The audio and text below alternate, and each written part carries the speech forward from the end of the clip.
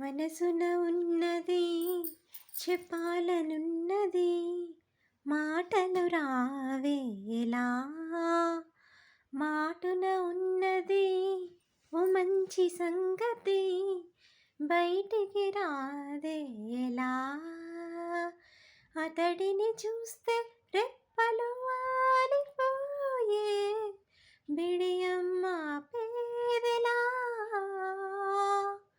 ఎదురుగా వస్తే చెప్పకాగిపోయి, తలపులు చూపేదెలా. ఒకసారి దరిచేరి ఎదగొడవేమిటో తెలపకపోతే ఎలా.